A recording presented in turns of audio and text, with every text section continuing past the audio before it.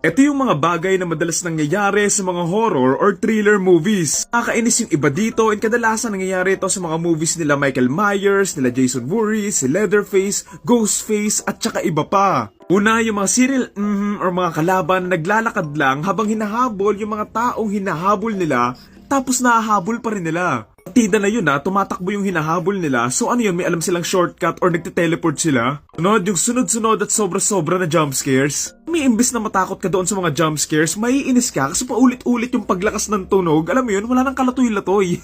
Pangatlo, yung somehow, laging lowbat yung mga cellphone nila, ano yun, wala ba kayong charger?